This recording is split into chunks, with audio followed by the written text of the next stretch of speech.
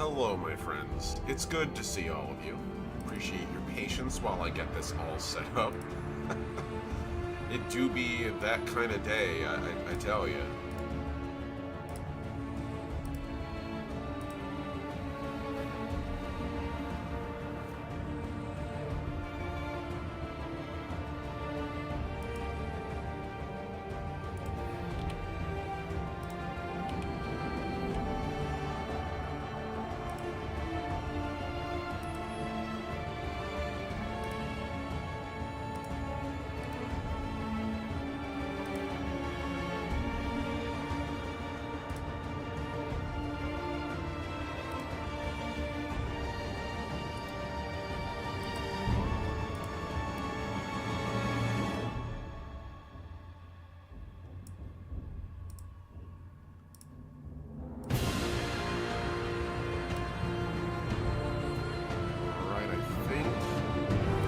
Almost everything we need.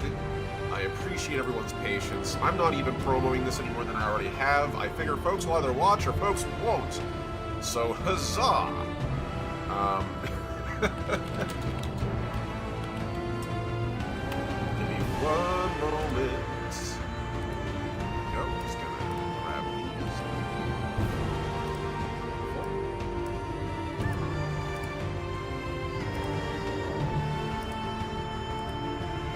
Copies. Cool. Alright, awesome. And with that, I think we're finally freaking ready to get going. Hello everyone, I am the last Omnitech, your favorite robot American. It's a pleasure to finally be back and ready to go with another session of OMNI Draws, where we sit down, pick up a sketch pad, well, usually, like, for me, it's a tablet and pen, and we get to painting digitally. I hope you're all doing well today, as today, we're not just doing any old thing. Instead, today we are delving into the grimdark setting of Flames of Orion. So what exactly is Flames of Orion? Well, I'm happy to tell you, but first, let's pop in and just say a quick little hello to everybody. Make sure my webcam is working. Huzzah! Hello, everybody. It's good to see you. Thank you all for your patience. This morning got kind of crazy. I actually had so my sink backed up inside of my bathroom, like fully backed up. And I needed to get that taken care of. And unfortunately, I don't have a car, so I don't have the ability to drive out casually and grab something. It's like a 2-hour walk. Didn't do that this morning, but basically the cleaner showed up a little bit later than I wanted, the drain cleaner. So that's currently cooking. Hopefully for the next 3 hours it'll do its thing, and then by the time we're done, we'll have a flowing sink again and less gray hair. So, and hey, Animal, good to see you. And also, it's good to see all of you. Seriously, Mossy, thank you for being here. Alex, thank you for being here. For all the viewers out there, thank you so much for tuning in. I'm going to take this very brief moment at the very beginning to front load this so you don't have to hear it again until the very, very end of the video. If you're new to the channel, please go subscribe, like, comment after you're done watching or when you're ready to click away, because I'm a really small channel and we are not affiliated. Anything you can do to help me is really appreciated.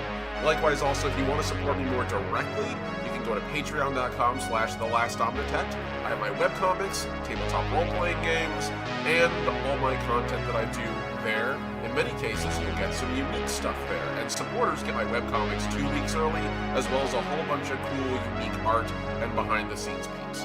So, thank you guys so much.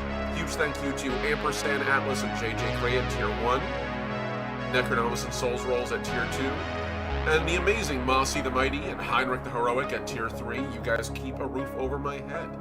And with that, I feel like we can return back to what we're doing. So, what's Flames of Orion? Well, Flames of Orion is a lovely little indie darling that I actually have fallen head over heels in love with. Flames of Orion is this really grimdark setting of a skirmish indie game that's currently at a 6mm scale. and it's sort of taken the indie world by storm as of late. It's made by Under the Dice, who are the guys who run Under the Dice Fest. They're pretty awesome. Under the Dice Fest is like one of the places to go if you're a Necromunda player, and also if you are, namely the big one is Mordheim. Like, let me reduce the volume so I'm not competing with my music. If you like classic Mordheim, look up Under the Dice Fest. You'll be surprised, and you'll love it. So I'm just gonna read the description here of the setting, because we have like a little bit here. I actually have the rulebook right in my hand. This actually got delivered a few days ago, and look at how beautiful this is. I love when games do this kind of gorgeous black and white art. It's so pretty. So, as I read this out very quickly. In the dark and distant future, the stars have smoldered and burned. Everything that once stood in the Orion sector has descended into darkness. Those who have not fled the sector or gone mad from the emptiness around them now fight over what little remains. In a time when humanity should be united, they become the greatest threats to themselves. Thus, the age of man has ended, left in the ashes of the flames of Orion. All will trudge forward into oblivion inside their mechanical tombs. An age of darkness has begun. This game is super fucking metal. I love it. Basically, to summarize it, it is a 6mm scale miniature skirmish game built around the idea of battle mechs. So if you're familiar with Battletech minis are like the exact scale you'd want to be using for this game. It's pretty great. You really don't need much. This is a skirmish game, so those of you who are familiar with wargaming, where you get like hundreds, in some cases thousands, of pre-painted miniatures on the table, this isn't quite that. This is that significantly lighter. Instead of needing dozens or hundreds of models, a collection that might be tens of thousands of dollars in certain cases, or at the very least like hundreds of dollars, you need like 4 of these little guys. And you don't even need to buy minis because this is a miniature agnostic game. And so as a result, people kit bash stuff all the time. If you don't know what kit bashing is basically when you take a bunch of different parts and pieces. They can be like actual miniatures, as you can see up here in this corner, where they just sort of take pieces of miniatures and sort of smack them together to make what they like. And in other cases, they can be like this, where they're made out of clothespins and wires and whatever they have on hand. And they literally use super glue and cardboard to make what they need. The scale is relative. The miniatures are scaled between a, I believe, 30mm, 32mm base to 40mm base. And you need like 4 of them at most. Squads are like run in squads of 4. So it's your standard Battletech Lance, I believe is what it'd be called, where it's just 4 mechs, and you're good to go. Yeah, we do love mini-agnostic games. I love miniature-agnostic games because, personally, I don't like spending insane amounts of money on stuff anymore. I don't have that kind of money. I never really ever did, to be honest. I was just young and dumb at one point. Anyone who's ever collected Pokemon or Magic cards, you know exactly that kind of energy. And I like games that allow me to really stretch my creativity and not feed multinational corporations with earn millions of dollars. I won't say which one that is. I will say that they happen to be hammer-shaped. They like a lot of war. But the game is incredibly cool. I like it. It's super kit-bashy. I actually went and I did a little bit of like a compromise. I did what's called usually like kit bashing, where you actually have like bits. I didn't bespoke make miniatures, so I took existing minis. So I actually went and grabbed 4 of these. These are the Battletech Gothic salvage boxes. So, hey, Katrina, good to see you. Long live the SprueCon, yes.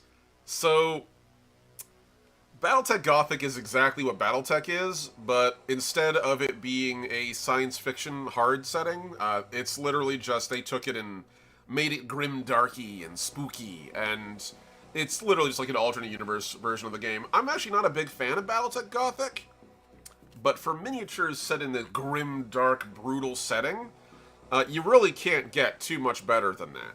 So I grabbed 4 of these boxes, Some of them I didn't want to use, or one of them I didn't want to use, which is actually this Atlas, which the model looks gorgeous. I just don't want it. It's not my style. It's a little too blocky, although it's got so many absolutely banging bits on it. I'll probably use this later. There's actually a campaign inside the book. You can pick it up with your friends, just like play like 4v4, but there's actually a campaign in the game where the end of the campaign is you and your friends fighting over a final boss area, which is pretty cool. And this guy is thankfully just big enough to be that final boss. So my actual squad is 3 of the models that I got in the kit, which is 2 kit bashed fire starters that I've actually gone and sort of modified a little bit. Give them a couple unique details, swapped out the heads. Those of you who played Dead Space might recognize Sir Isaac Clarke's skull. I actually got these for a Space Marine conversion that I was going to do a while back, but I really realized, like, if you have a bunch of parts lying around in your desk, you should use them. There's this habit I have of collecting things that I will use one day in the perfect project. And I realize I just end up leaving those parts around forever. So I'd rather just use them for a project now than leave them just floating around. I have my squad leader, who runs in a Phoenix Hawk, which is this guy. I've converted him, added some extra weapons onto him, gave him a chainsaw on his left arm. But the rest of the model's like perfect, honestly. No notes. Battletech Gothic, you crushed it. The final one, though, I actually converted. Still has yet to be put on a base because I'm figuring out how to do it, but there's an option for a VTOL mech that you can build. And I went and converted one myself out of a bunch of spare bits. I'm actually really proud of this guy. This guy's pretty good. Like, I really like the way he turned out. So, that would be Flames of Orion. That's my squad. Today we're going to draw a little bit of Flames of Orion and talk about why I think indie games are so important, and also engage with you guys to see how you're doing. It's just because, you know, hey, it's what we're here for. So let's pop back into the canvas section. Ooh, hold on. I had the right page selected to do that. That would be nice. And, boop. Beautiful. Okay. So I'm actually using an existing, like, page for this. This should be powerful enough. We're going to turn the splash off, and we're going to turn the name off here. And we're just going to go from scratch. So, I want to draw like a quick environmental piece about this setting, because it's just so cool. And I'm going to do my best to stick to the format given to me. Which again, Flames of Orion is built almost entirely on this black and white, grimdark kind of like art style.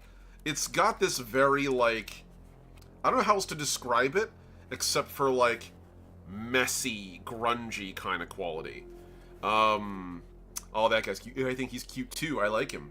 And it's kind of like literally this apocalyptic setting where everything's just kind of gone to shit. And even the art, which is beautiful for the record, but like it's intentionally made to be like off-putting and disturbing and just not like, these are not mechs that are in good condition.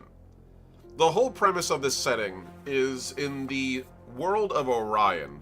Technically it's the Orion sector, so it's Orion and I'm guessing the outlying planets. They're very vague about it because you don't need to get into too much detail for a very like, you know, effective setting. So in this world of Orion, things went kind of nuts. We're not going to use pink. I just said black and white. Here we go. Okay. So, in this setting, humans colonized another solar system. Things seem to be going good, at least for a little bit. I'm also going to close this. I can see my computer's lagging a little bit. Don't like that. Save you. Beautiful. Okay, that should do nicely. We can kill that as well. And we'll put a white gesso behind it. So this world got settled, but things started going a little crazy. And by a little bit crazy, I mean very crazy. Corporations began to basically parasitize everything. It became a mess. And what ended up happening eventually is that the sun starts dimming. And no one's exactly sure, canvas on, no one's exactly sure why it is that the sun started dimming. All they know is that the stars started failing, and it wasn't just in, like, one part of Orion. Orion itself is, like, the only star that seems to not be completely dead, and it's still, like, dark enough where everything is like twilight 24/7. So everyone began to go mad and flee and leave the system. Of course they would. Who wouldn't try to escape such a horrible, horrible place? But not everyone could.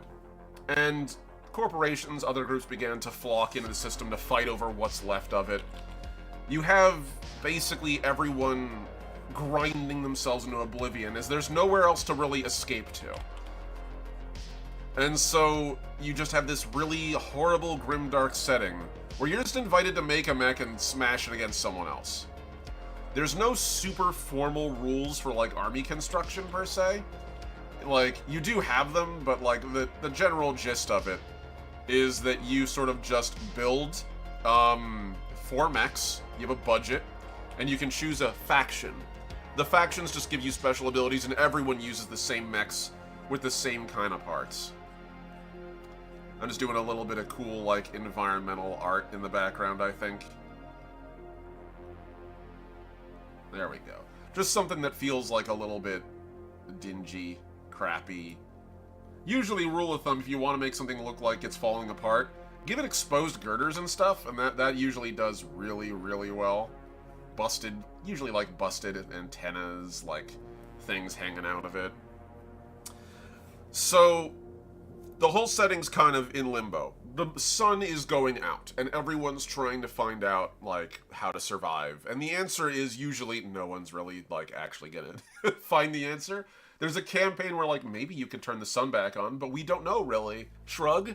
And so you can fight over that. But for the most part, everyone is mercenaries, corporations, dukes and fiefdoms and religious sects, all striving to maintain control and power. And the people who are caught in the middle. Literally called the Lost and the Damned, using guerrilla tactics to try to survive. It's actually pretty slick. I love that about the setting. It's meant to be horrible and dark. And, you know, for a lot of war games, they're meant to be taken really seriously, quote-unquote. Not Flames of Orion. Flames of Orion is meant to be very pulpy and silly. They literally, like, the creators are in the book. They actually, like, have segments in the book where they show their art. Current objective, survive. Yeah, exactly. They actually have, like, little pictures of them playing games. And it's just these, like, these 4 dudes just all kind of vibing around a table, drinking beer and being goofuses.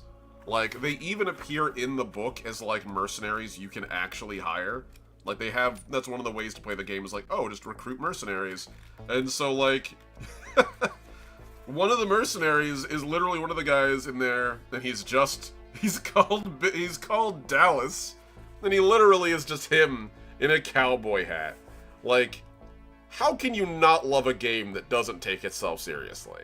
I love that so much. There's also another guy here. It's literally just got a quote from, Star Wars. Got any death sticks? Like, I love this. This game is so goofy and fun.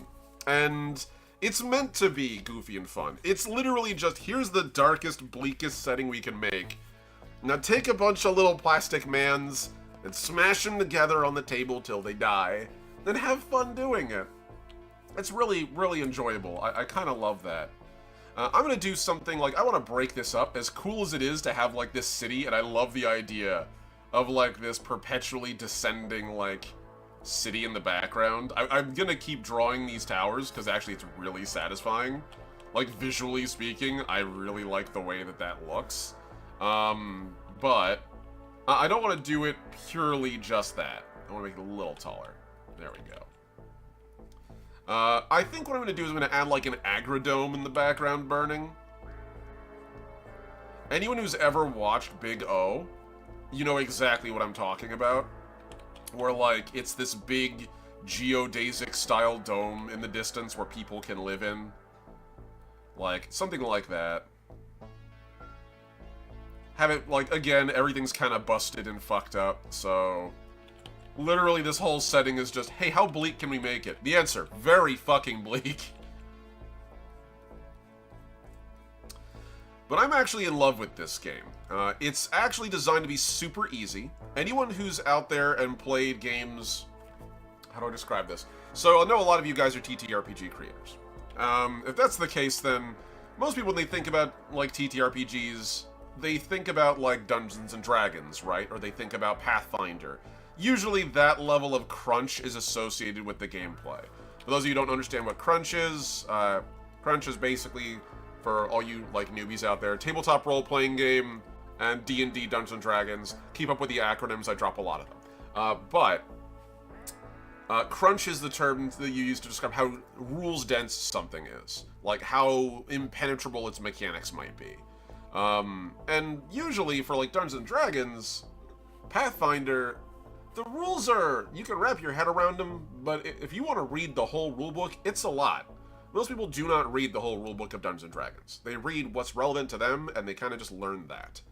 Which is why anyone who's played martial classes first, that was me, usually got kind of irritated when they were exposed to how complex the rules for spellcasting are.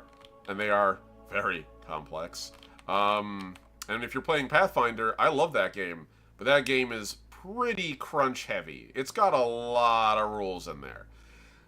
This game does the opposite of that. This is sort of like how a lot of war games work. They have that sort of like Dungeons and Dragons level of crunch. You talk about games like, as an example, the big one, Warhammer. Warhammer doesn't have a huge amount of crunch, but has a lot of interactions and a lot of things to memorize. So it's a pretty good D&D level analog for how complex it is.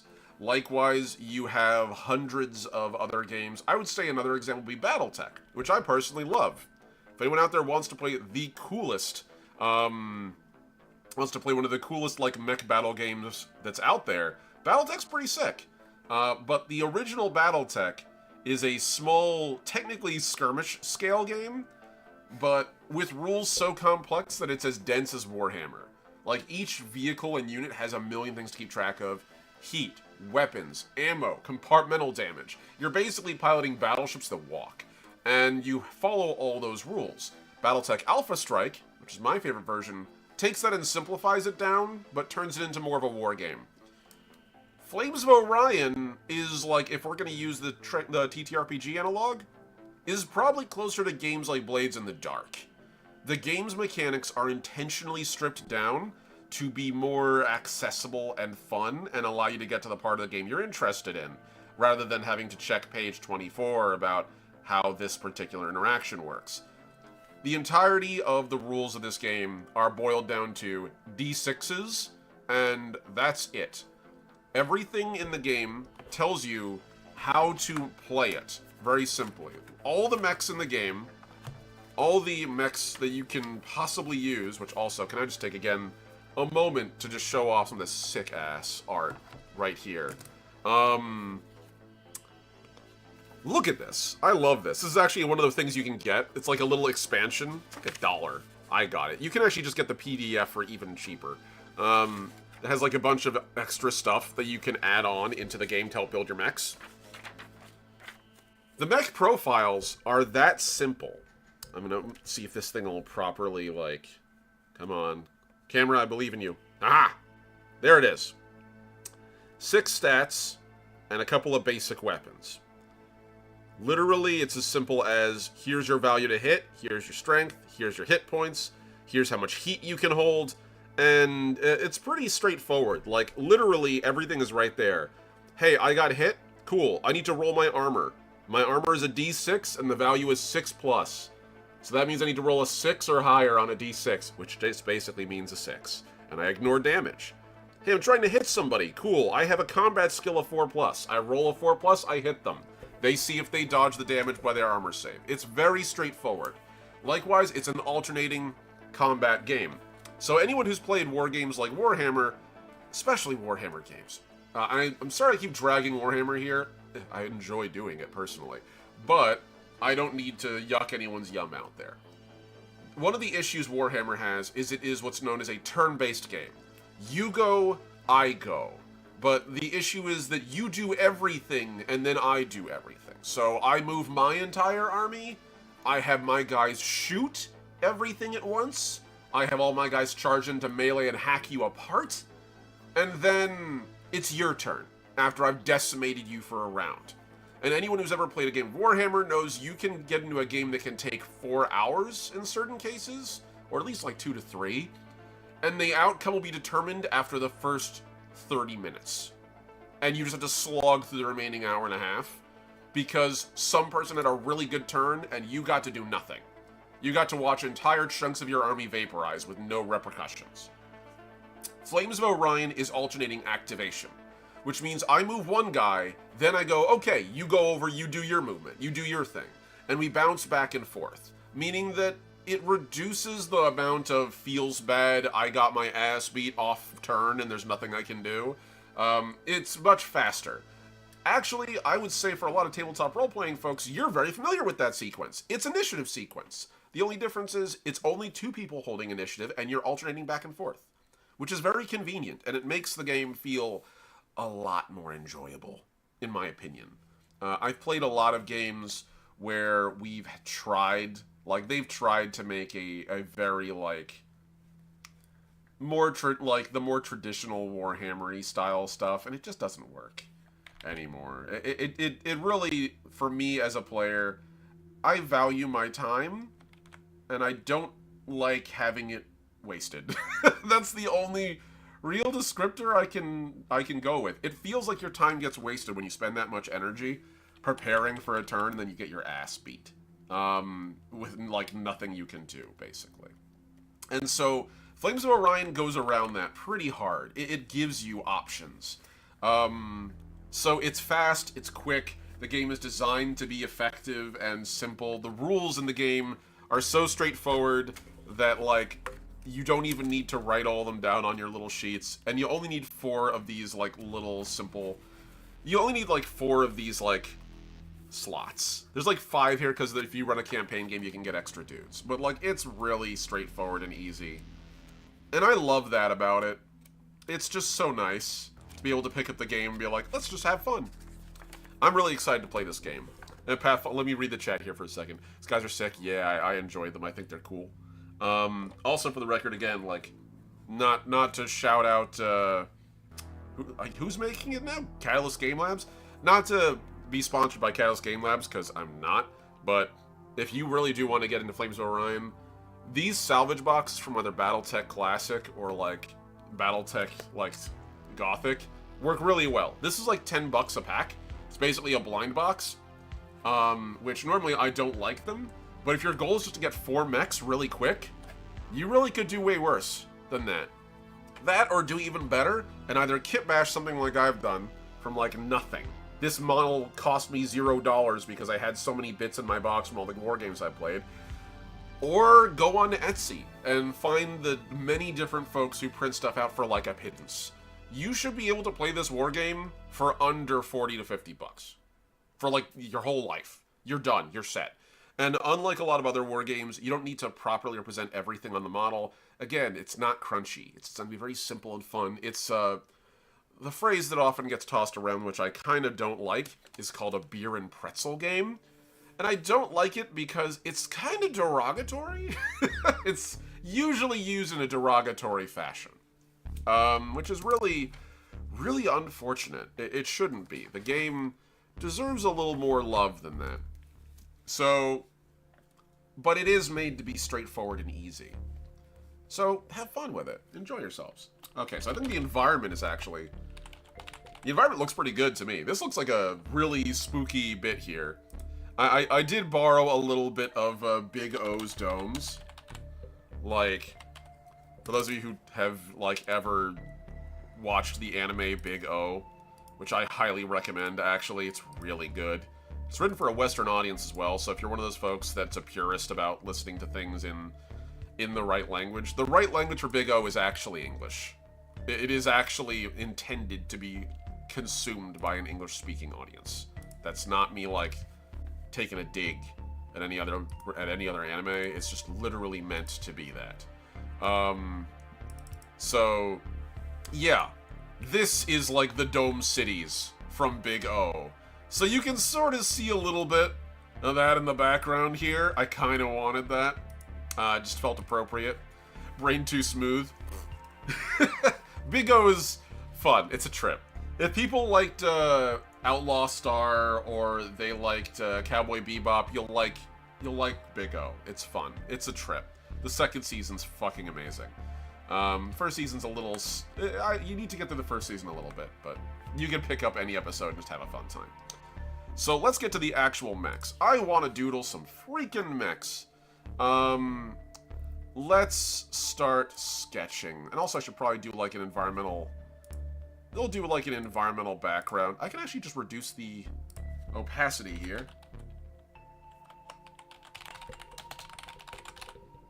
Okay, I'm going to do two things here. I'm actually going to copy this, paste it. We're going to put this really dark background back here. We're going to reduce the opacity significantly to 25%. And I'm just going to call this environment foreground. If it'll not select the alt thing. There we go. Okay, cool. And now I can just sort of go ham and erase these guys on this level. Should be fine at 100. Lovely. I love it. I love it. That's so good.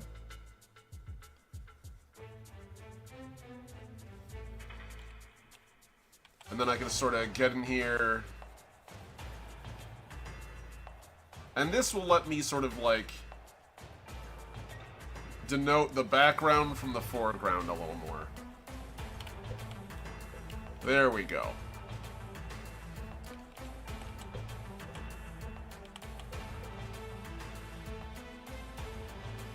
Also, just in case anyone from YouTube shows up and is like, where's that music from?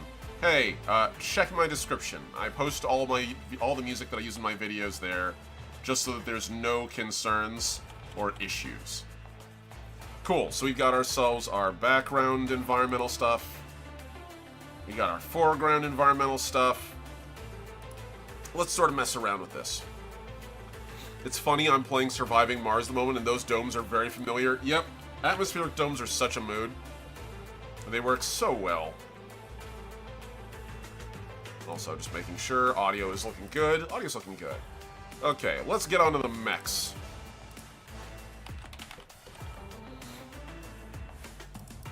And I'm just gonna call this one... I'm gonna call this Skirmish in the Domes.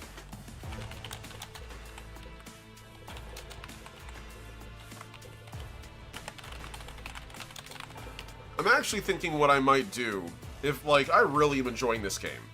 And I might see about possibly next year at a local wargaming convention we have known as Mayhem, which I'm actually going to be going to Mayhem in a couple of days. Which is, by the way, why this Saturday and this Friday I'm going to be completely AWOL. I will be at Mayhem locally here in the Upper Valley area of Vermont and New Hampshire, namely in Lebanon, New Hampshire.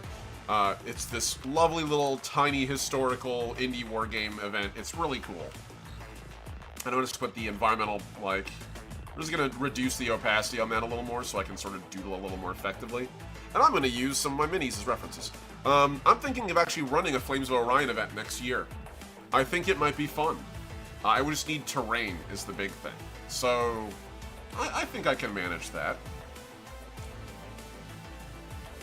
Alright, so I'm just going to start doodling these mechs out a little bit. Just because I can.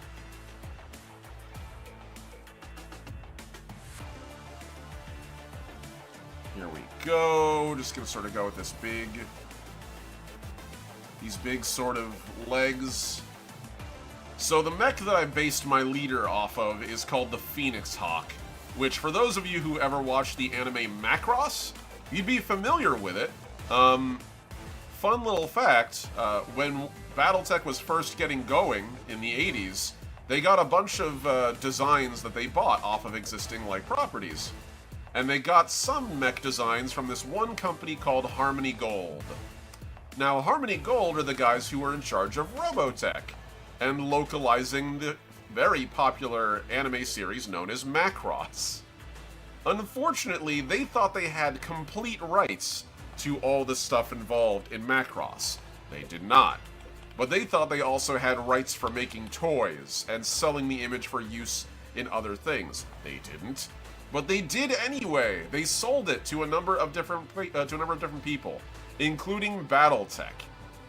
And so, after a few years, when the guys behind Macross found out about it, when Macross and Robotech really started taking off in the States, they were like, hey, we didn't give you permission to do that. What the fuck? And so, for a while, BattleTech was kind of trying to, like, figure out, oh shit, how do we handle this? Because a lot of the designs were actually really popular. The Phoenix Hawk is, like, one of the iconic battle mechs of the medium class. It's very good.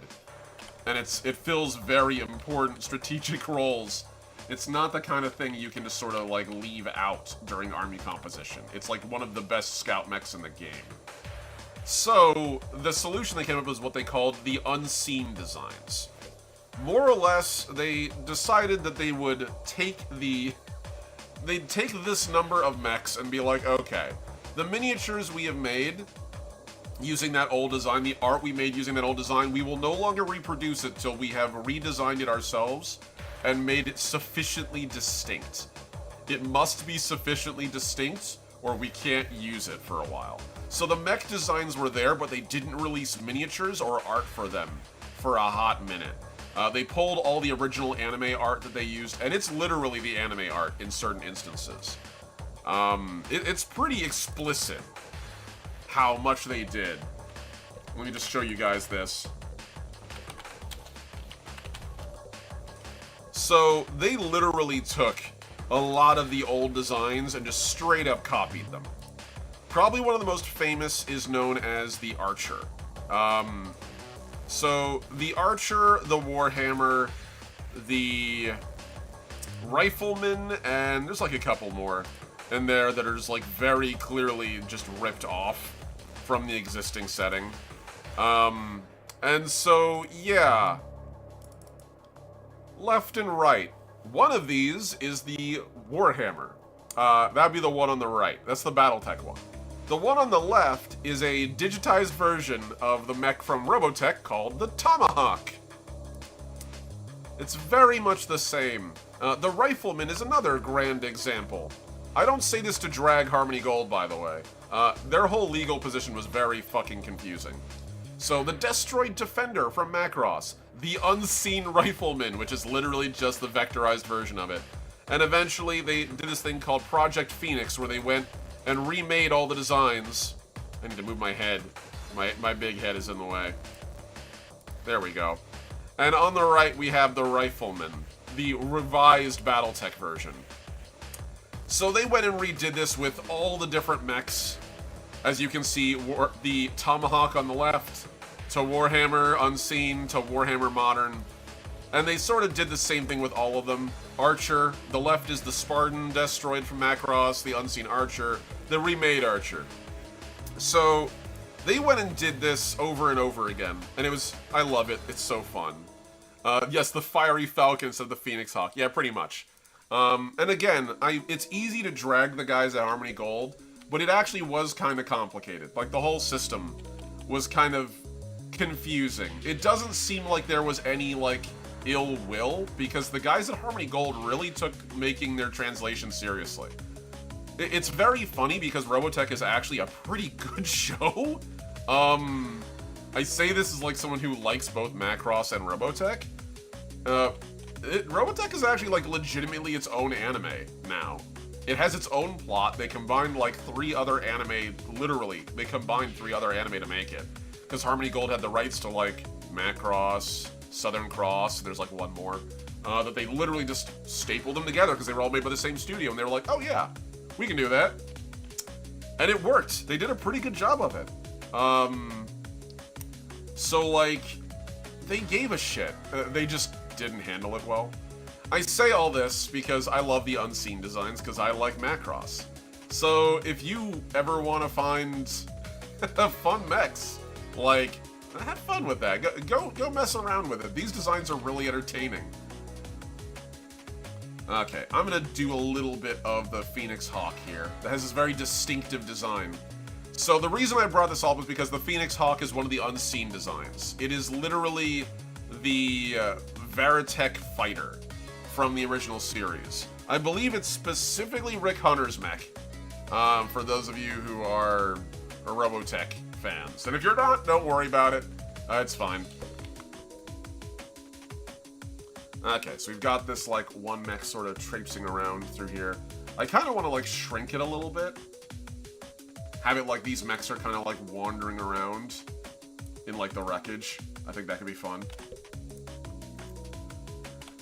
Which I really want to do also because the Phoenix Hawk has this, like, really fun type of foot. It's got these, like, pointy feet. It's got these little, like, almost like cone feet. In part, that's because in the original anime, they were actually thrusters. They were vectored thrusters. So, hold on. Macross. Veritech. Fighter. Yeah, sure. Transformation. It's like one particular one. Oh, here we go. I'm going to see if I can actually find a good one of this. Let's see. Macross 0. Transformation. Here we go. I'm going to see if I can find a good sequence of the transformation, because it's very cool, and I'd want to do it without violating YouTube rules. I will post the link in the chat right now of where this is from. So this is not mine. This is here. But here we go. I believe I found it. So, alright. The original Phoenix Hawk design in Battletech is meant to be like a hyper-flexible mech. In Robotech, or Macross, it's this. It's a fighter craft, literally a fighter, that transforms into an actual robot by literally reorienting its whole body. Which is why its feet kind of have that weird pointy structure. Its feet were the vectored thrusters from the original fighter. This whole, like, mech series is so damn visually satisfying. I cannot recommend it enough. It's really fun. And that is literally just a Phoenix Hawk. Like, that sequence right there where it stops, it's like, that might as well be in Battletech. I love stuff like that. It's so fun. So that's if you want to see the original, like, clip. I'm sure isn't Achilles Bautista's video. I'm sure they just copied sequences from the anime, which, fair, I get it. But I just wanted to make sure I give credit where credit is due for, like, who captured that sequence. But yeah, no, Flames of Orion, super fun. I'm super glad, Alex. I'd love to have you there. We'll get to it, but it's just a really fun setting. I really love this game. It's so enjoyable by design. So we've got our first one here. I'm just going to call this one... I actually haven't come up with names for these mechs yet. Because you're supposed to make call signs. You're supposed to make call signs. And there's a call sign generator in this book, which is really, really funny. I'm gonna just take a moment here, pop you guys back over. Okay. This game is really fun. Literally make your mech, then make your call sign, and there's the call sign table, and it's kind of ludicrous. Let's see if I can make this thing focus properly. Ah! Got it! All you gotta do is aggressively throw it out there. It is a very goofy thing. You take the first table and you combine the second table. So I was actually gonna roll a d6 and do it right here with you guys because, what can I say? I'm a sucker for a good table. There we go. Had to grab my dice. Okay. So, I happen to have a chance cube here. Right here. And I'm gonna roll it out. So, the first one, call sign. I'm just gonna randomize these. So, it's a color. Interesting. And the second one, so I can just choose whatever color I want. And the second one is, let's see, so this is a 6, this is a D6 and a D6. Okay. So we've got 4, and, oh, interesting. Okay. One. So that's demon. So a color demon. Alright, I think I'll call this one, for now, with its color palette. I'm actually gonna extrapolate this a little bit. So I told you I'm gonna do this entirely in black and white. I'm doing a slight lie. I'm saying a slight lie. And there's a reason for it. That's because I actually have a color scheme for my mechs already in mind. The majority of the mechs will be just this really grungy, shitty, beat-up metal color, pretty stock standard looking gray armor. However, I intend to add a color splash onto it. And that color splash, if I can pop over to our canvas again. So I'm just going to add this very quickly.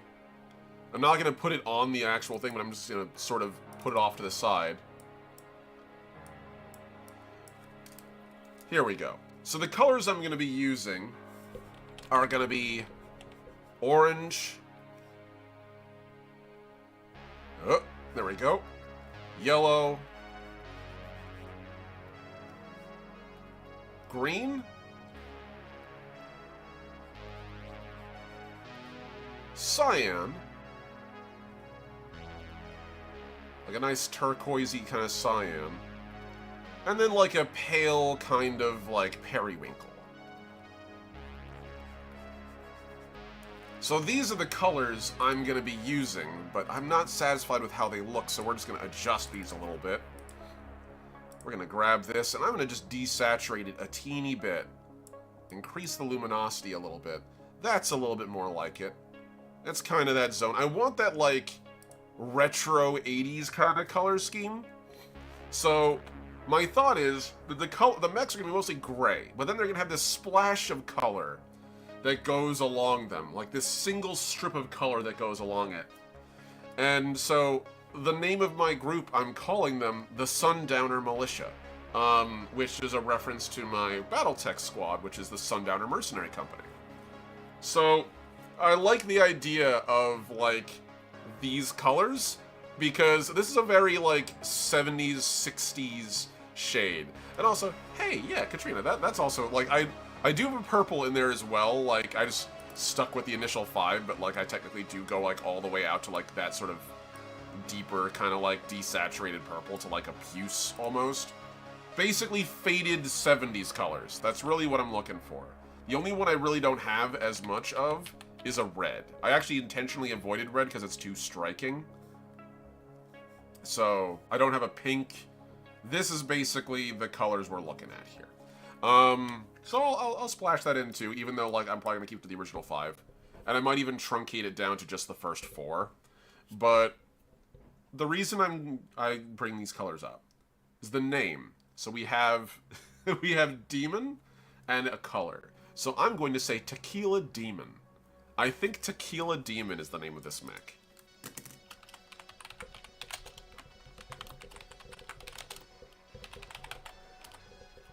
And I say this because anyone who's ever seen, like, a hyper fruity drink in any restaurant, yeah, you've seen these colors. So I think I'm gonna stick with, like, I'm gonna go with Tequila Demon for now. But yeah, that's kind of the goal right now. So we've got this. I'm gonna add a little bit of color here on that. And it's kind of my way of going, like, okay, the Sundowners still live even in this miserable ass setting. And it is a pretty terrible place to live. Again, Orion is not a kind setting. You will not live. The question is not, will you die? The question is, how soon until you die? How brutally will you die? And then how quickly will you roll again to play, because it's a really fun game? How soon until we make our next doomed group of mercenaries to fight with us? I really, like, I just enjoy the game so much. As a setting, as, like, just generally everything, it's so good. Mocked and called cocktails a joke? Oh, I love that, yeah. That would be very funny. And let's see. Okay, so you've got these. There we go. So yeah, I would say if I was to describe this setting, it's a blacker, what is it? Like, dark as black comedy setting, almost. So we've got that. I'm going to just sort of pull this back over here. And this is where I'm going to actually just start doing some, like, real thought as to how things look. So we're going to also angle this up a little bit, too. There we go. We do the same thing back here. And we do the same thing back here. We sort of have those little, like, feet. Those little, like, pointy feet. And we can sort of work with this as we're going.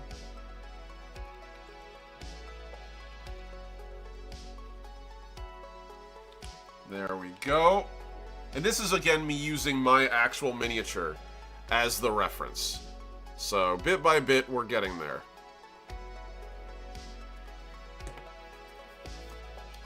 And I'm just sort of studying as I look at, like, how do they do different parts of the mech's body. And then realizing, like, I don't need to adhere to that. The mech is just, like, the miniature is representative. I can make it whatever I want it to be.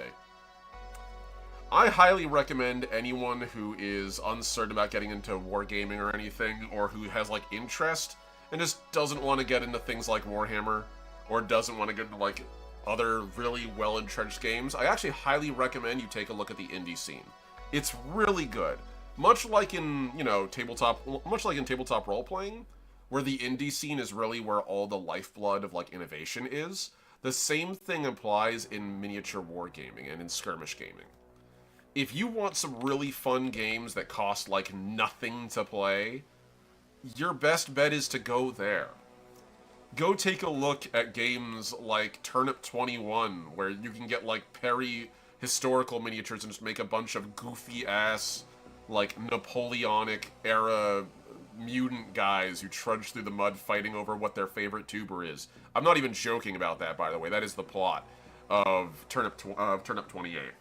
Go pick up games like Tonks, where the only thing you need to do is get, like, 2 little blocky tanks that they even give you the dimensions for that you can make out of, like, balsa wood or, like, whatever pieces of shit you have around, and then just play a game with that. It's really fun, like, how many of these really cool games exist, and basically you don't know shit about them because they're not very well advertised, but they're meant to be kind of mostly like just fun art projects that happen to be really fun to play. So yeah, go give that shit a shot. Like, if you're unsure about those games, don't start with Warhammer. That'd be my biggest advice to anybody getting involved in wargaming. It's not a great place to begin because it's very expensive and it's very quick to, like, consume your life. There are plenty of other games. If you want to get into a game on the same scale as Warhammer, but you just don't want to pay Warhammer prices, which who would, go play One Page Rules. It's literally just a better version, in my opinion, of Warhammer. That's not a dig at Warhammer, that's actually a huge positive for One Page Rules. It's an army scale game, it has a bunch of sub-games, including a skirmish game. I'm not sponsored by any of these guys, by the way. I just personally believe that you gotta put out into the world what you want to see, and I want to see more folks having fun for less money. Full send. And games like Flames of Orion are how you do it. And we're just gonna take this to sort of have those boosters on the back. Games like Flames of Orion, games like One Page Rules, they're all cheap as chips to find. So, Turnip 28 looked incredibly mental when you showed me. Oh yeah, it's fun. These games are all fun and made with a huge sense of humor. Literally, Turnip 28's whole premise as a game is, hey, what if the Napoleonic Wars never ended and the guys who, quote-unquote, won the Napoleonic Wars, they never did. The wars kept going until we literally trudged the entire planet into the mud of war, and a giant root consumed all our plants, and basically, like, turned the whole planet into a giant post-apocalyptic nightmare, where everyone is a bunch of, like, mutated plant people who are arguing over the root, like, their favorite version of the root. I actually have a regiment for Turnip 28 called the Wapato 128th, and they like the water potato. It is their favorite tuber, and they are literally just a bunch of They're just a bunch of squids and crabs who just are pretending to be people. Or they're people who have been literally, like, fooled Octodad style into believing their regimental commander is a person, when it's really just, like, a squid in a hat puppeting around a corpse. That sort of stuff is really funny to me. And I can't recommend games that, like, let you do stuff like that enough. Just have fun with it, guys. That's really the big end of the... That's the big end of it. Is that, like, tabletop war games are just like role-playing. Just like card collecting. It's a hobby. You're meant to have fun with it. A lot of corporations are going to tell you there's a specific way to have fun with it. My answer to that is, that's bullshit. The way to have fun with it is to have fun with it. Enjoy it the way you want to enjoy. And if this is the way you want to play the game, then play the game, be goofy. One of the things that bugs me the most about games right now, especially, like, I would say, probably, like, if I have to be honest, I'd say the card collecting, like, card collecting and wargaming spaces are probably the most over-commodified. You don't need to buy the official product to have fun. In fact, dare I say, you probably shouldn't. Are you out there playing Magic the Gathering? Did you know you can just make those cards? I'm not telling you to steal. I'm telling you to make your own. I'm going to show you guys something very fast here. This is going to be under TTRPG Hobby. This is going to be under Art. A while back, I actually did a couple of Magic the Gathering proxies that I never sold. They were for me. I didn't want to spend hundreds of dollars on those fucking cards. So I didn't. I went and made my own variants. I'm not saying this to flex, because these are very loose sketches on my part. And I really just wanted to customize my own deck, add my own characters in. So I did. Technically, this is a Simic Manipulator, but I wanted to make my own little Phyrexian dude. So go out there, make your own art, make your own cards. Have fun. When I was a kid playing Pokemon with my fellow kids, at a very, like, I'm talking like 3rd grade. We were just getting into Pokemon when, like, 3rd grade, 4th grade was rolling around. And as opposed to paying for cards, we just drew them. We all made our own fun versions. We made our crazy imbalanced cards. And so for some of these, like, originally you can see I tried to make it like the actual thing using, like, card generators, and then I was like, no, fuck it. This is my card. I'm gonna make it look exactly the way I want. I can get these printed out and I can use them for myself. And I did. I had so much goddamn fun doing this. This is a hobby, guys. All these are hobbies. Do you know what they all have in common as hobbies? They can be what you want. You aren't beholden to someone else for your hobbies. Are they role-playing games? You can write your own. You can play indie games. You can homebrew the shit out of what you're playing. And you should. I would say it's a moral imperative to do so. If you want people to enjoy themselves, if you want to enjoy your life, go do it. Don't let someone tell you that you gotta pay, you know, what? Like, you want to pick up a Magic deck nowadays, it's like almost $100 for certain decks. I don't know about you guys, that shit don't fly with my budget. So don't let it. Go play something else. Or better yet, go make your own. Have fun. That's an order. That's basically my... that's what I'll tell you over and over again. That's my ramble for the day. There's the soapbox. There's the soapbox, Mossy. I know you were waiting for it.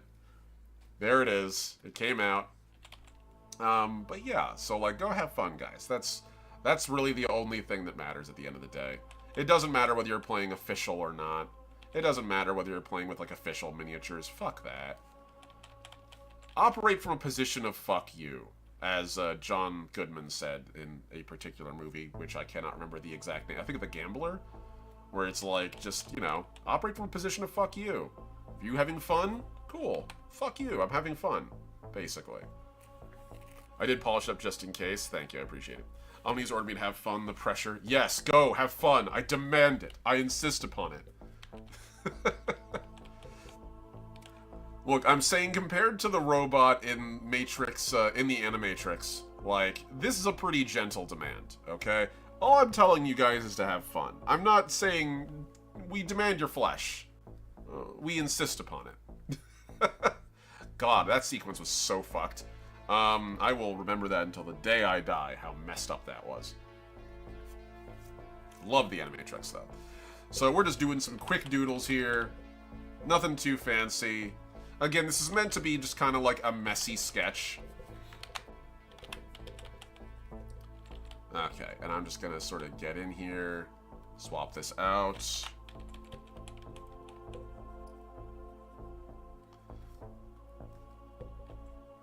So the Phoenix Hawk has these, like, two specific, like, head antennae that I want to keep, because it's very, like, iconic to its design.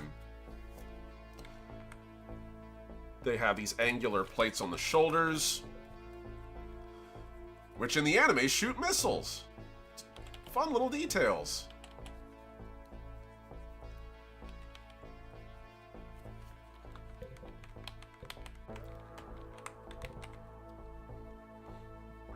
There we go. Okay. Cool. I'm gonna go over here. And we're gonna add some little fun details of my own design. We're gonna go a little ham. Just because I can. And because it's Flames of Orion and it's not Battletech, I can add whatever the hell I want. Even if it isn't perfectly represented on the model, who cares? Have fun with it.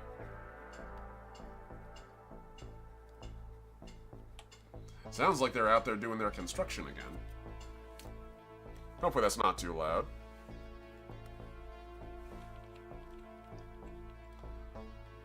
Okay, so we've got our barrel.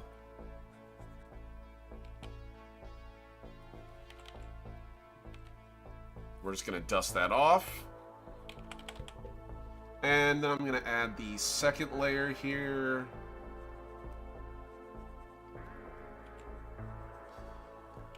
And then that back there.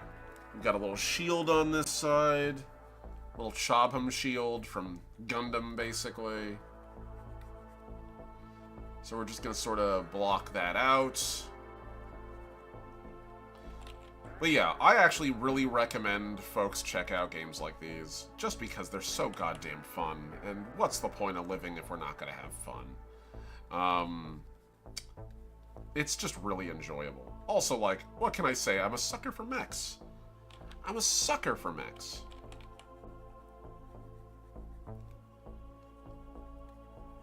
Here we go. We're just going to add some detail onto this because I can. And again, we're just going for like a rough sketch here. I could put my all into this drawing, but I really don't want to. I want this game to be, for me, just a fun thing to do. Just a really fun, enjoyable game. And that means just being goofy and enjoying myself. Not every doodle or sketch has to be a masterwork. And I have to remind myself of that frequently. That I'm allowed to just make things for the sake of making things. And as I sort of peer under here and see where the armor plates sort of go, that's fine. Cool, that'll do.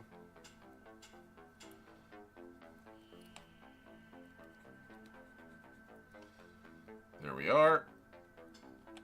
We have sort of our join on the hips here. That's how you can really tell this mech was inspired by anime. Those hips be thin. Those are narrow hips. Most of the mechs that were Western designed are very much thicker. As a general rule of thumb, most Western like design mecha tend to have reverse joint legs. with the notable exception of Pacific Rim, which is really heavily inspired by super robot tropes. So, you know, chicken and egg, right? What came first, Pacific Rim or the anime? The anime absolutely came first. But, like, you know, in terms of inspiration, right? No, the anime still definitely came first. But it was still really cool, and I actually kind of like that.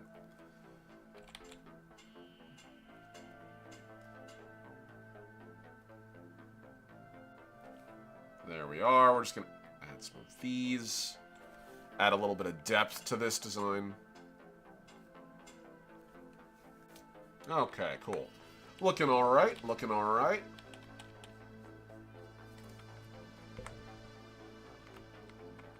And I think I'm going to get in here and just add this kneecap in now. They have these, like, pointy little kneecaps.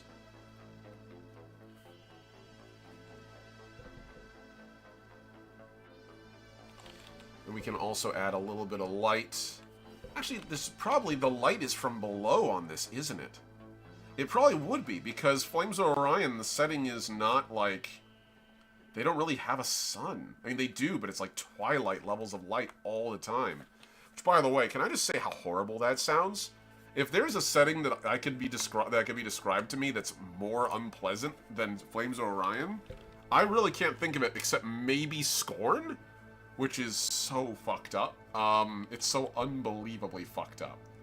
But other than Scorn, I can't think of a setting that's more, like, unpleasant than, hey, the sun's dying and everyone's killing each other. You're like, oh, okay. Yeah, worst possible environment. Worst possible environment.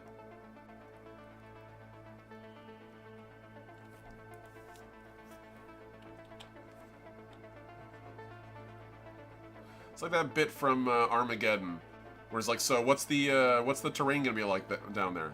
You know, 500 in the sun, negative 200 in the shade, rocks, debris flying everywhere. At any point in time, you can just spontaneously die if a gravitic shift kicks you off.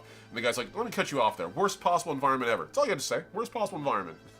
I think that was Woody Harrelson? No, it wasn't Woody Harrelson. It was, I can't remember his name, but the guy who played Lightning McQueen. I think that was him. I'm not a fan of that movie except for fun. I've become significantly less fond of Bruce Willis movies after I got to know who Bruce Willis was. Never learned too much about Hollywood actors, folks. You will not be able to enjoy their movies anymore. It's hard to separate the art from the artist when the artist is an insistent piece of shit. But that was a pretty fun movie.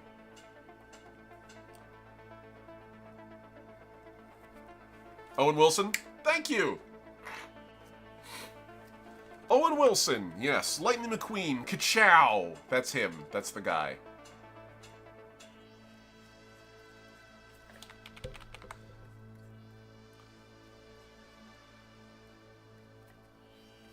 Also, speaking of what's going to be happening this weekend, I have more or less finished my army that I'm going to be taking into the... into Mayhem this weekend. So for those of you who, again, are unaware of what Mayhem is, I'm going to just take a moment here, save this file so I don't lose all of it, and I'm going to open up, let's see, it's Mayhem Convention. Cool. So the Mayhem Gaming Convention is fantastic. I love it. So this is the one I'm going to be going to this weekend. If anyone is going to be in Lebanon, New Hampshire this weekend, or near, it's basically the center of Vermont or Lebanon, and you want to swing by, just like stop by and say hi, please feel free. They do have day passes at the door if anyone's interested, and I'm willing to play a little bit of one-page rules for the fun of it. I will be bringing a skirmish force, so I'll be able to play up to 200 points, but it's just a really fun and goofy, enjoyable time. I can't recommend it enough. Every year that I've gone, which this will be the second or third, I think the second year, but I did briefly stop by the first time, I think. It's been worth it. It's highly been worth it. I can't recommend it enough. Just a bunch of, like, small-time gamers having a good time. At least we still have Keanu. You right. Orion, you absolutely right. We do have Keanu. But I've been planning these, I've been building a squad for a narrative event that's going to be happening. And I might have them almost completely finished. After I'm done with this video, I'm going to be jumping off and focus. There you go. And finishing painting these guys. Because I think they're actually pretty good. I'm really pleased with how these guys look. These are not for Flames of Orion. This is just for one-page rules. I had a lot of fun painting these guys. So that's just one of the big guys. I have another big guy here. I'll show you. So I'm very pleased with how they turned out. I like the glow on their weapons. But yeah. So these guys are a couple of the dudes who are going to be showing up to Mayhem this weekend. Thank you. I'm really happy with how they turned out. Couple of old miniatures and a couple of new miniatures. The new minis were the big guys I just showed. The old miniatures, which I'm holding here, these are actually old school Karsikan Stormtroopers from Warhammer 40k that I got way back in the day. I did not buy these. These were a gift. So I used to play in a wargaming store known as Sci-Fi City down in Winter Park, Orlando. Oh, I guess, yeah. Winter Park, Orlando, Florida. It no longer exists. Fare thee well, Sci-Fi City. You did great for 2 decades. And in that, when I first joined, there was a very strong Warhammer community. I got pulled into Warhammer by my friend Juan, who actually played Warhammer Fantasy Battles. And I got him into Warhammer 40k. And there was already a very big community there doing their thing. And one of the folks there, I can't remember who, but they gave me some of these old miniatures. Unpainted. These are pewter. These are old school, like, heavy metal minis that I've painted out. And so, yeah, I really liked the way they looked. And I was like, you know what? Sure, let's have some fun with it. But I never used them. I was going to use them originally for, like, a particular faction, and I didn't pick up that faction. Little robot dog. This is the oldest model I own. Not even close. There's no competition. This little guy here is the oldest miniature I own. He's pewter. He's from the original Necromunda run from the Warhammer line. He is old. This is a Cyber Mastiff, quote-unquote, from the old Necromunda line. This model right here is probably older than me, and I'm 37. They don't make this guy anymore. I love this. I got this guy, again, as pure gift. This guy's like, hey, I don't need these, take them. And I was like, okay. And so a lot of these I converted. Swapped heads, swapped arms, took these flamethrower guys, turned them into impact hammers, so these guys are like door breachers. Actually, I have 3 of them. I think the best one I've got is probably this guy. This guy's the one who turned out the best. So, and I decided I was just going to paint them. And I had a blast with it. Added some basing terrain on here, broke up some pieces of plastic art to make it into like rubble. And kind of just had fun.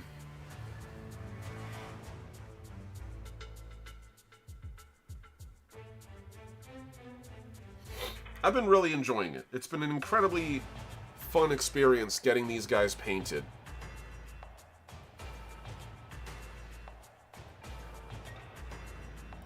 I'm really proud of the glows on the backpacks, too. That's a pretty fun effect.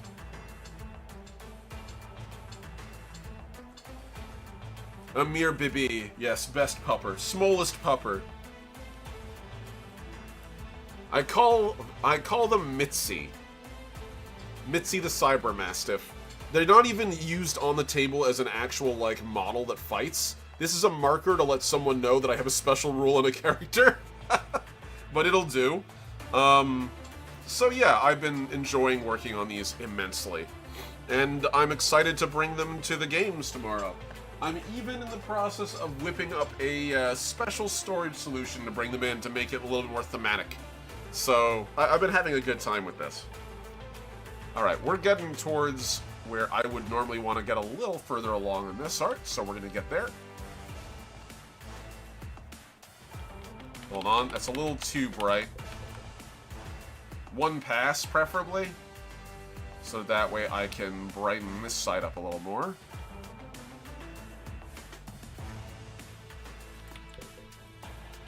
Here we go, because this is the side that's going to be facing the sun.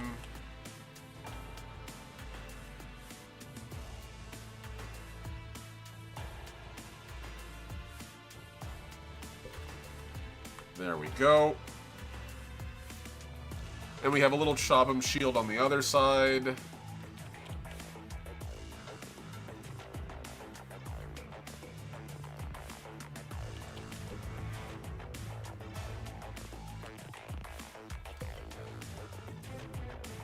Here we go. But yeah, in order to play Flames Orion, all you're gonna need is a copy of the rulebook, which is a PDF version that's pretty cheap that you can get, or you can get this. I got this book for, I think I spent a total of like 20-something bucks on it, 20, 30 bucks, which to me is pretty good for like a well-produced like miniature war game. Yeah, there we go, $30. $30 plus shipping handling, because this isn't made in the US and I wanted to own it because I want to support the original creator. And 4 miniatures, again, 6mm scale on a base between 32mm and 40mm. It doesn't need to be exact. So somewhere between these two in terms of size is actually, these are both compatible with Flames of Orion. And the only other thing you're going to need is D6s. That's it. If anyone out there plays any war games, you have so many D6s, I promise you. And if you don't, you just play role-playing games, you also have too many D6s. You can play this game. It is very enjoyable. Alright, so this feels pretty good to me. I think we're just going to add a little more, like, shadowy detail around the edges where we can. And we're just going to pull that up. Beautiful. Okay. So we've got the general gist of what this guy looks like. I want to kind of cone out the nose a little more.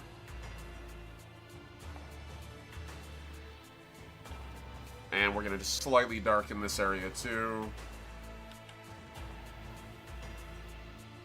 There we go. That's a little better. And then we can sort of pull that in a little more. And this is just me adding a smidgen of detail to an otherwise already okay drawing. Here we go. There we are. That feels a little better.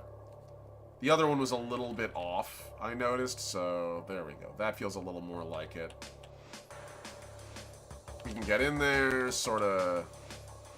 There we are. That feels pretty good.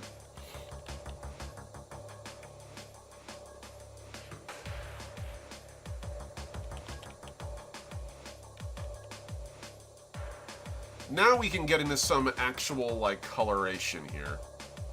I feel like I want to slightly, like, increase the size of the mech as well. So let's scale him up a bit.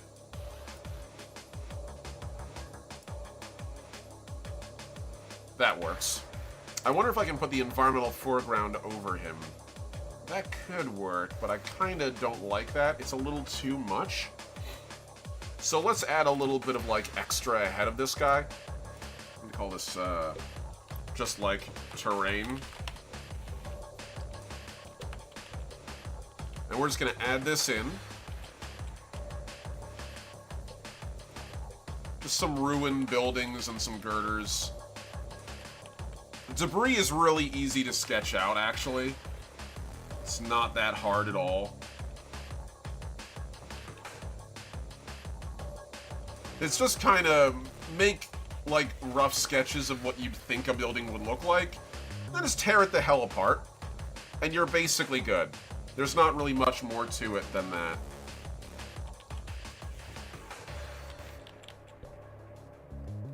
I'm gonna add some highlights here. Sort of show places where there's, like, a little bit of debris that actually might have some reflecting light off of it.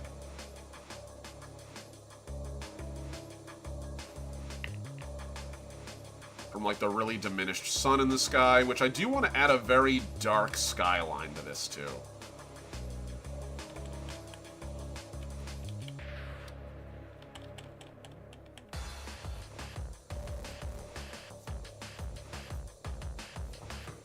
That works.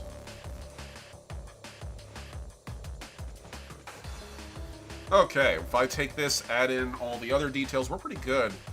I'm going to add some lighting effects onto this guy now. Actually, no. Let's do the color first. I want to do the color first. Let's add a color layer.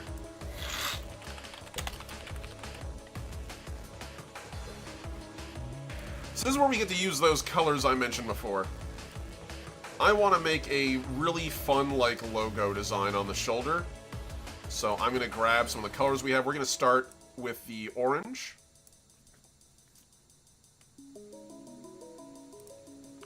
And we're going to go ham on here. I want to have one of the shoulder pads have the color on it.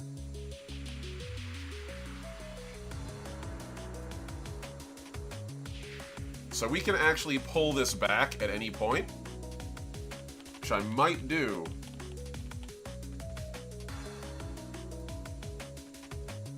As need be.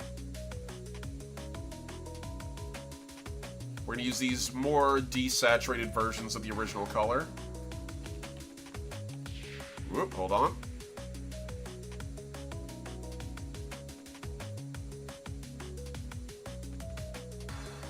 And then finally we're going to use that cyan.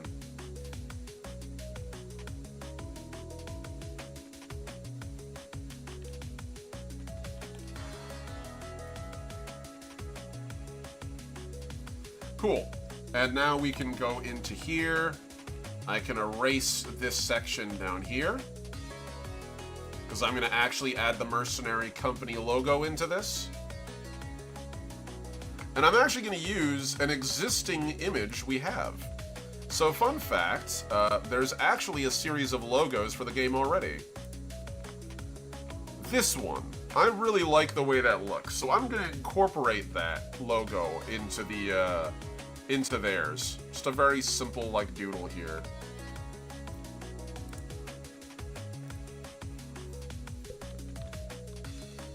We're actually going to take this, pull this a little more tight inward. I want this to come to a point, basically, is what I'm getting at here. Beautiful. Okay, now we're going to take the super shitty sun logo. We're actually going to make it black. I like the idea of making that black to match the logo we have. We're going to take that, add a second sun, erase around the edge of the first one.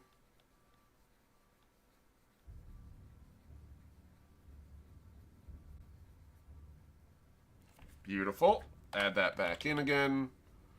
Now that we have that logo. Now I'm just doodling this entirely by hand. It is not going to be accurate, and that's okay. It doesn't need to be.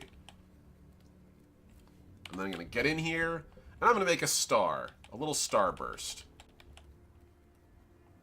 Not the candy, of course. The effect.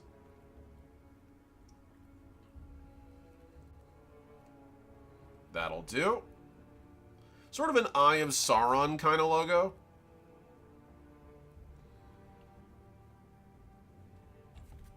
And I like the idea of the logo pouring the color into this. I think that's a cool image.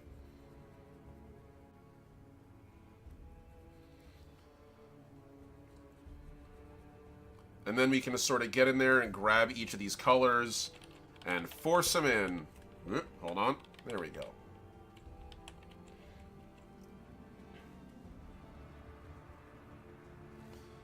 And we're going to just go down the line.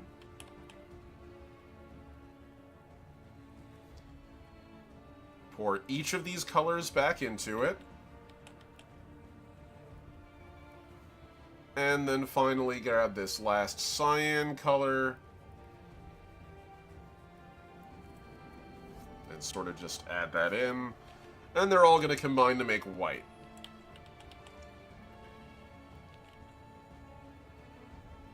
I kind of like the idea that these guys are like militia, that they're fighting for the locals. A miserable, like, unpleasant, probably making some money. They're not necessarily the real bad guys in the system, but they're sure as hell not the good guys. They're the other guys, right? We're not the good guys. We're not the hero. We're the other guy.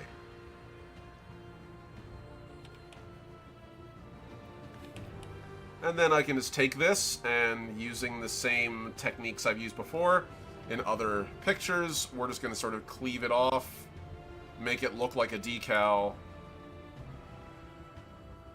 by making it look a little too neat. And then we can just add shading over it, and this will be the highlighting layer.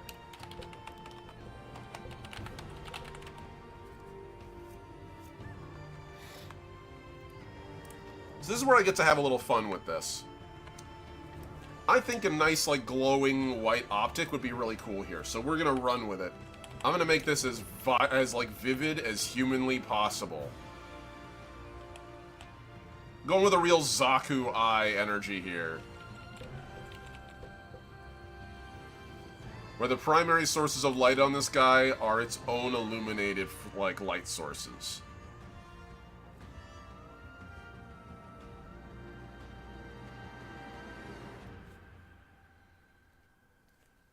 Here we go. Kind of like that. That works.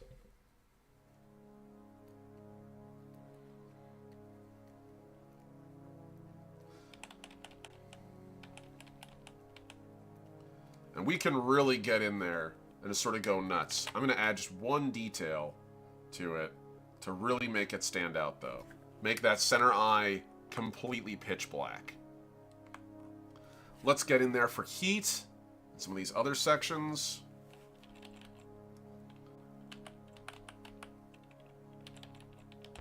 Put this at 45.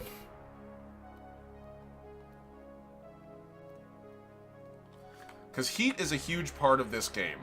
Like, a huge part of this game. It's the biggest limitation you have on your mechanics as a mech. Is that these mechs generate absurd amounts of heat. And they're constantly bleeding it off and managing where's the heat going? How's the heat handling itself? Are you handling it well? Is it gonna kill you? And I kind of love that about the game. I love the idea that these war machines are unstable and poorly maintained, and at any point they can just sort of fucking explode. That's just really fun, like, visually speaking to me.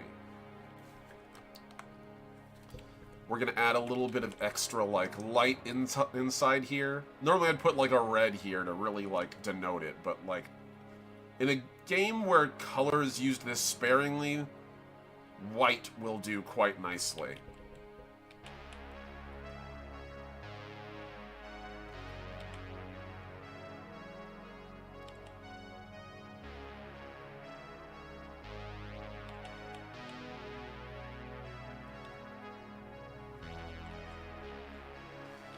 There we go. We'll just have a little bit of, like, the white right there. And this thing's gonna be floating around on its own boosters. So, I'm gonna put a little bit of light behind here. I'm gonna put it behind, yeah, I'd say behind the block for thrusters. Come on. I believe in you. There we go. It's thrusters. We're gonna save this.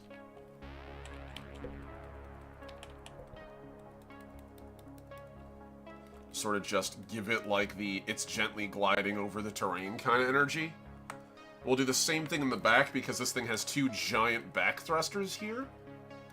And it's not going to be very visible till we add in the rest of the color for the environment. Let's take that off right now. That feels good. Okay, let's add our highlight here. So we're going to put some white around the outside of this. Just denote how bright the boosters are.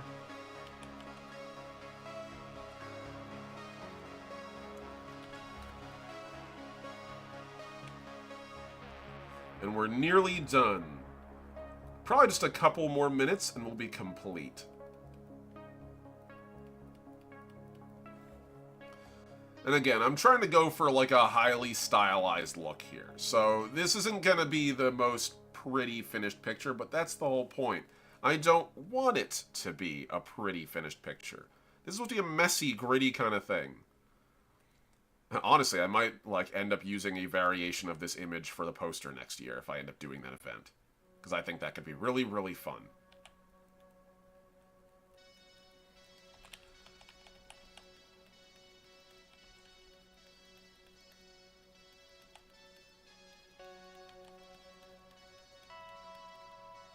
There we go. That feels pretty good to me. And I'm going to just sort of add a little bit of detail onto the top where the light is going to sort of hit. Same thing here, where it's like, oh, okay, we can see where it's reflecting off of down there. Cool.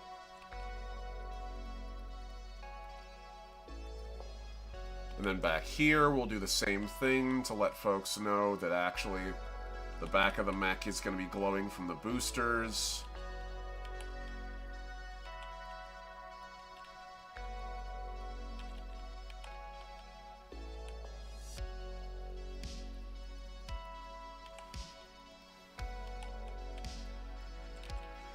That'll do.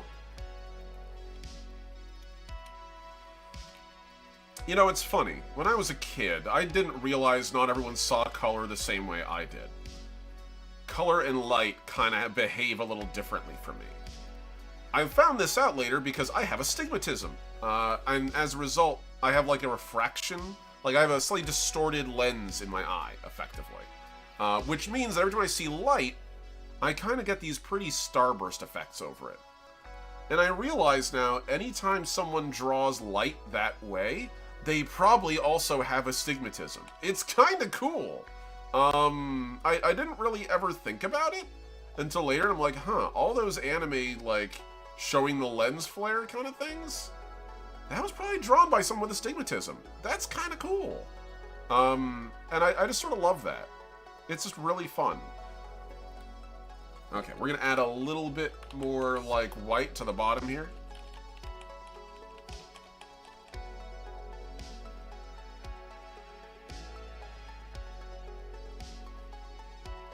There we go. There we are. Just a little extra light onto the back.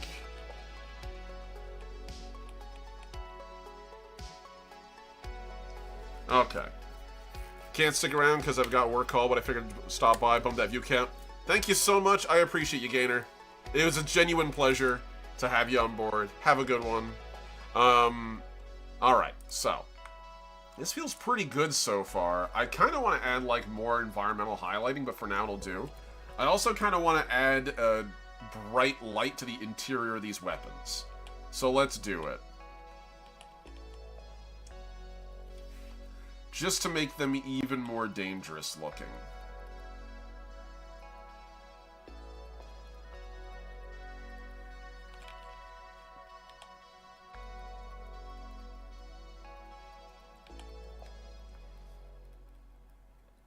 Here we go. I get that too, but only slight, but it makes driving at night problematic. Yeah, it's only really a big deal if people are flashing their high beams. I've kind of learned to drive around it, but I will admit, it was very frustrating for me when I was like, why does everyone have their high beams on? How can anyone see? And someone's like, what do you mean? I'm like, it's like blinding. It's like stars. And they're like, I don't see that, man. And I'm like, oh, maybe this is a me thing. That actually is like... That's how I, like, went back and I was like, oh, okay, the stigmatism thing. Like, I knew I had something going on. I didn't realize that was an effect of stigmatism until I got older. Which is really kind of cool. Again, I think it's one of those, like, yes, can it be annoying? Yeah, sure, to a degree. But, like, I don't know. I just kind of think of it as something that just makes my vision a little different. And as an artist, I kind of value that. I think it's kind of cool that I have a way I can say, oh, yes, the way I see the world, literally, has directly impacted my art. That's kind of fucking cool.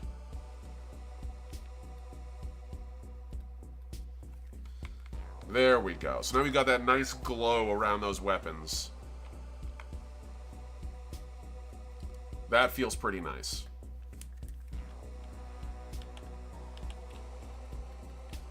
I'm I'm going to actually amp this up a little more. And add just that little starburst around the core of that.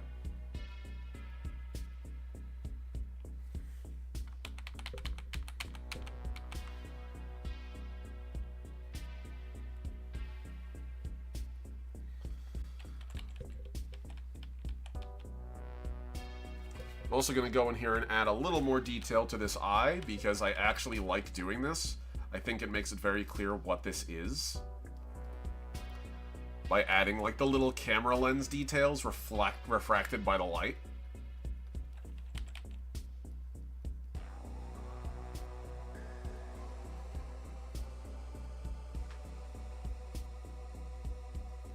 You'd be amazed what those little details often add up to. Like that already looks better. That adds a surprising amount of depth to it. Okay. Now we're going to add the harshest angles I can onto this.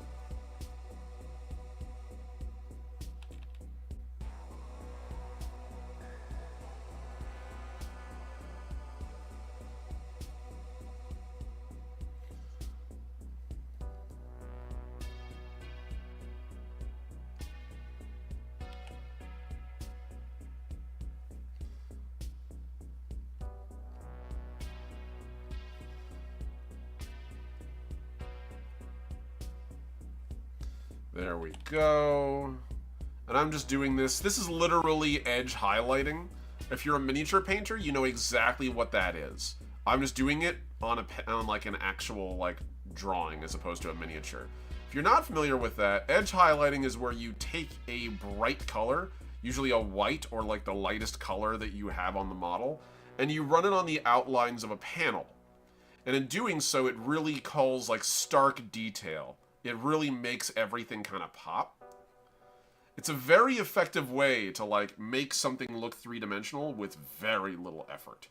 Or I should say, not really very little effort, but with like a reasonable amount of effort. To give like a three-dimensionality to things.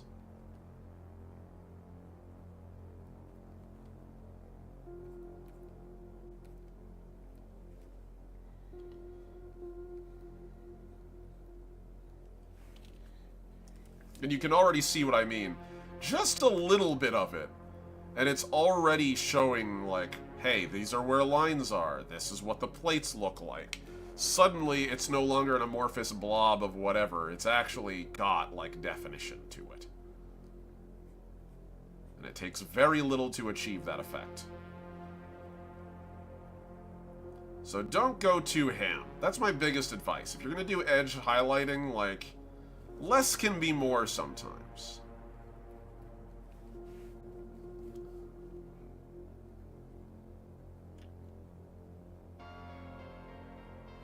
You're probably going to see me go too far several times, and I'm going to be like, nope, I need to peel it back.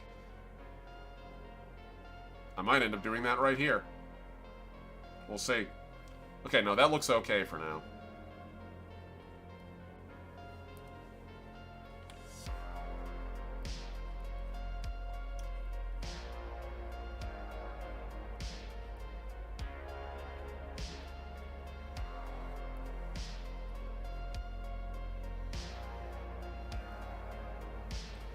Here we go.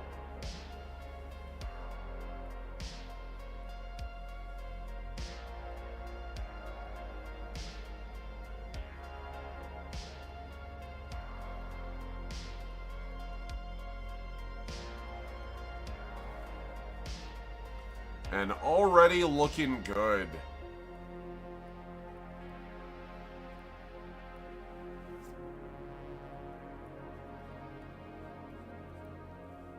And again, usually I do this on the places of highest contrast, just to make things very clear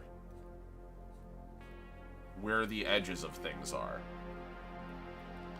Here I'm going to do it on the top, and a little on the side. We're going to do the same thing here, because there's a bright white light on the exterior.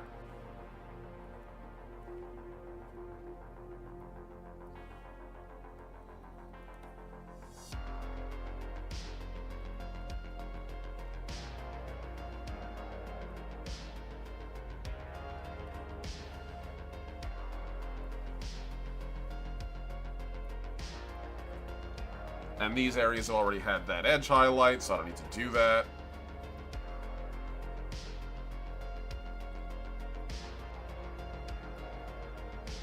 This is also a great way to correct mess-ups that you might have made in your proportions at an earlier level. People will pay attention to the white, they will not pay attention to the dark when you highlight things like this.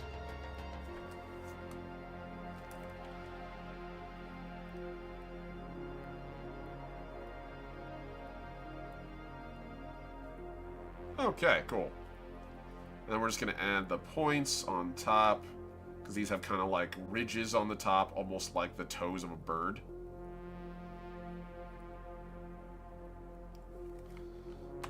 There we go.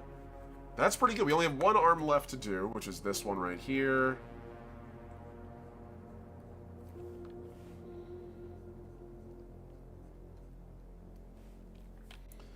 There we are.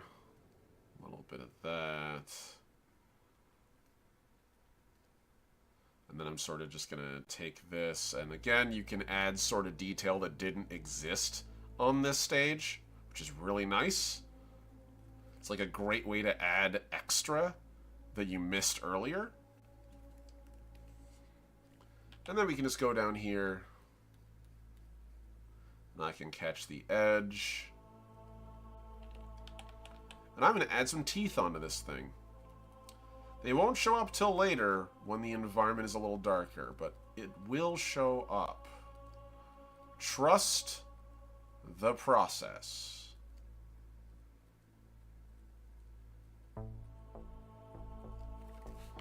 Okay. Pretty good, pretty good. I feel like we've got like one thing.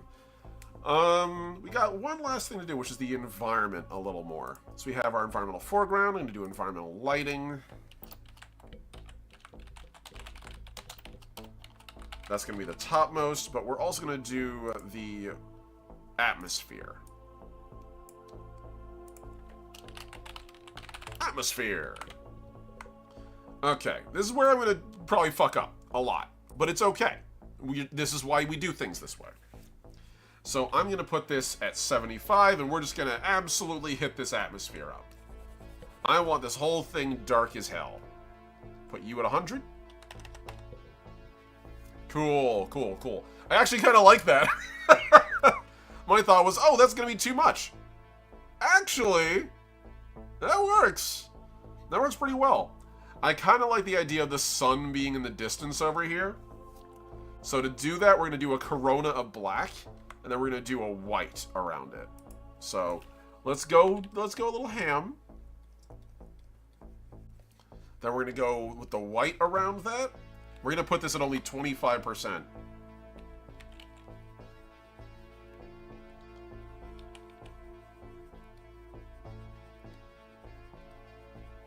Sort of show like how sickly the glow of this thing is. We're then going to pop in here. I'm just going to swap this back. This is going to be the same. I'm going to use the exact same color we have here. We're going to put this at 100%, baby. 100%. And we're just going to boop the interior of this. Beautiful. So we got this really, like, dim sun coming through. I kind of want to even, like, reduce it more. So hold on. I have a solution for this, actually. I have a plan, believe it or not. So first off, we're going to make the sky a little darker up top. There we go. We can illuminate this with fire and flame later. I'm going to then go into... I'm going to quickly just, like, take this. This is the environmental lighting, so I can put this, like, on another one. We're going to call this just Sun. I'm going to call this Orion. Not Oren. Orion. Come on now. Alright, and I'm going to go, and I actually have a bunch of brushes that I bought a long time ago from a company called... I think actually I didn't buy this. I think I actually just got them for free. This company called Discography. Sorry, Dreamography. Dreamography is, like, all these really cool, like, super awesome effects. So, like, as an example, lens flares and stuff like that. I really like the idea of just, like, a dim, distant, shitty sun. But I want it to, like, have a little lens flare to it. I want it to look unnatural. There's one really good one. Oh, that's, like, perfect. I could actually have it coming through from behind the buildings, but that actually doesn't look too bad. What do you guys think? Do we do it from... I'm gonna save this fast.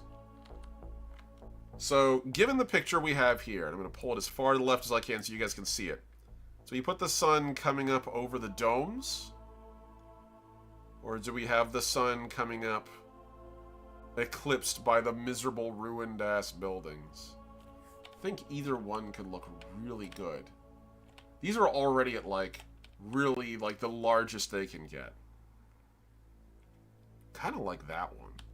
Let's see what else we've got. So we've got some, like, pretty bright ones. There's, like, one in particular that I saw that was just like, oh, it's so good. There's some great ones in here. That's way too bright. Oh, that would work if I was putting it in the sky, but I'm not. Ah, there it is. Ha ha! Yes! There we go. That, I think, looks good. It gives us the idea that the sun is still here, but in every meaningful way, it's dead. I love that. So we're going to go into here. I'm going to erase wherever the sun is. Except where it comes through the building back there.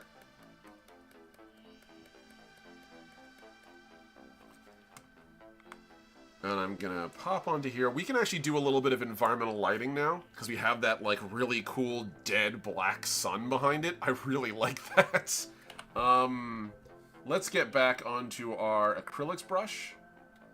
I think this will do nicely. 75. Okay. Now we can do a little shitty edge highlighting.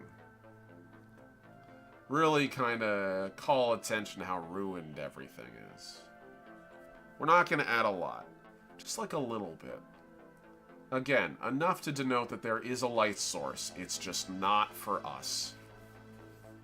This world is dead and gone. This planet will die soon. And anyone on it is already dead.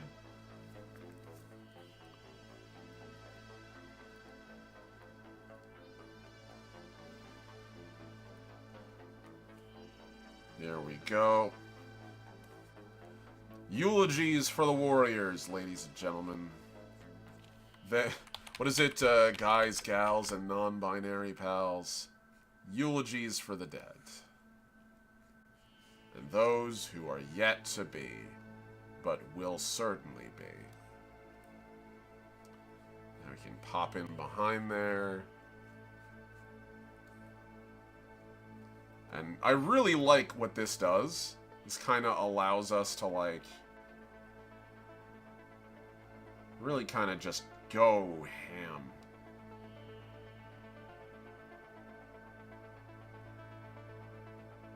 With how messed up everything is.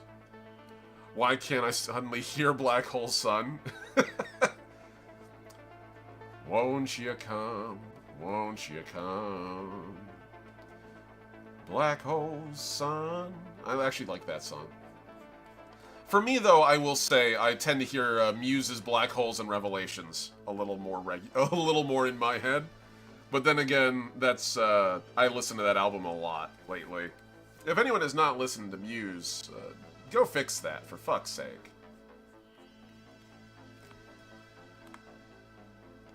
Yeah, I actually really like this. This looks so good. For a quick, like, 2-hour doodle? Yeah! We take these wins, folks.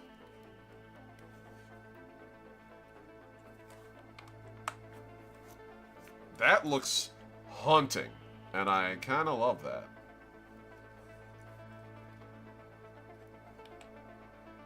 And this lets us, again, get a little detail on some of the things that are here that otherwise wouldn't be.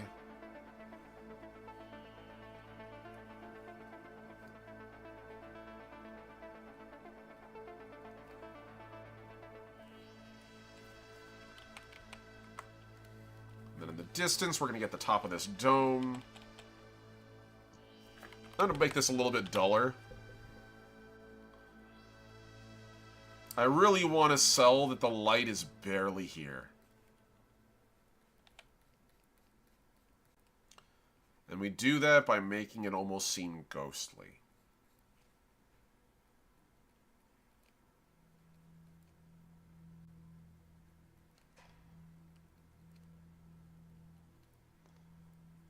I actually went and did a little writing. Not a lot, but like a little bit of a writing for the, for my Sundowner mercenaries, for this setting, just for the fun of it, the other day. I was like, I'm going to just do that. I cannot emphasize enough how much this has, like, captured my imagination. And I really enjoyed just, like, doing it. It's really fun. And I don't know. It's just one of those, like, I love seeing how... We're going to do a little terrain lighting as well. Here we go. So, the little drabble. When the star began to go dark, everyone in the Orion sector handled it differently. Some folks grabbed a ship and fled, burning hard for deep space. Others took it as a sign from whatever god gave them solace. Still others saw it as a chance to profit off the rampant misery and chaos. Us, we're the ones who refused to leave. Too much good work to do.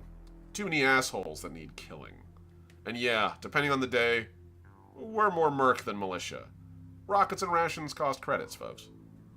But if you're getting fucked by some corpo, or some noble thinks your settlement is theirs to conquer, or any else decides that your neck needs a boot, call us. Because killing assholes isn't just our business. It's our goddamn pleasure. And I very much vibe with this setting. I love it. I'm normally not a fan of Grimdark, and I believe we need to have more stuff that isn't just Grimdark in our settings. But if you're gonna do a Grimdark setting, go nuts. Make it worth it. Make shit horrible. Because then you can have some fun breaking the world down. Then you can really decide what you want to be and how you want to be it. And I love that.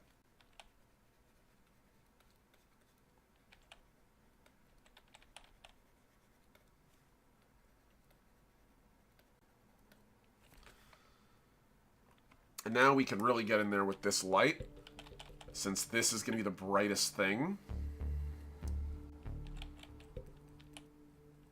Wherever the thrusters are shining their light, and we can really sort of like go crazy with it.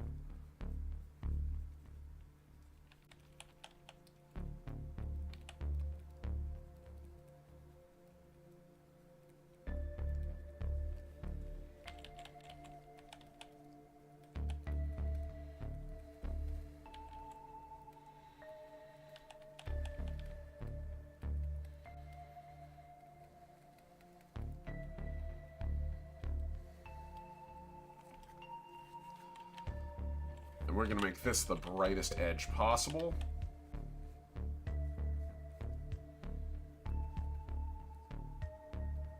And just add in some crunch. Some grody, rubbly kind of rocks.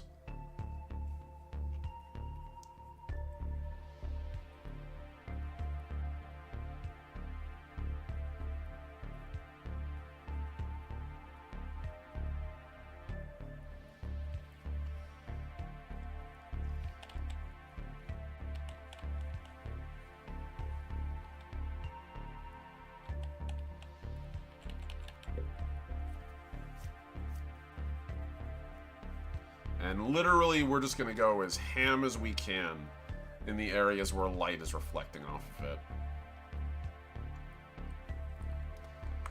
That, my friends, is a finished piece. And that, I think we can go and grab our little, like, logos, because there is one in particular. I believe it's this one. Yeah. Flames of Orion, everybody. Flames of Orion. The grimmest, darkest possible thing that I think mechs have ever produced. And that is saying something, because there's some really crazy shit out there. But Lord knows I love it. We're going to take it, and we're going to just merge that down. Mask. Yeah, we'll mask that to below. Yeah, mask to below. Beautiful. And that, my friends, is our session for today. Thank you guys so much for tuning in. It means the world to have you all here when we're running these like little art streams and having a fun time. I hope you guys had fun and enjoyed the chaos. I am gonna go back and get to work on making my army. I have miniatures to finish washing and painting and get set up in order to go to the event in a couple of, like, literally not even a couple of days. It's tomorrow. It's tomorrow! Oh boy! I'm so hyped. I really am, actually. Like, I'm actually pretty excited about this. So, yeah. Thank you guys, as always. It means the world. Take care, Voyagers. And I'll see you out there. Peace. And again, a huge thank you to my incredible patrons. At Tier 1, Ampersand Atlas and JJ Cray. At Tier 2, Necronomus and Souls Rolls. And at Tier 3, Mossy the Mighty and Heinrich the Heroic. If you're a subscriber on patreon.com/thelastOmnidetect, and you're a paying one, I will make sure to read out your names at the end and beginning of each of my videos, and you get credits in my webcomics and TTRPGs. Furthermore, again, I'm a small channel, so anything you guys can do to help boost that would be appreciated. Like, subscribe, and in the comments section, tell me what you think. Did you like it? Did you hate it? Do you wish that this never existed? Tell me, because you know what? Those comments boost me in the algorithm. Take care, Voyagers. I'll see you out there.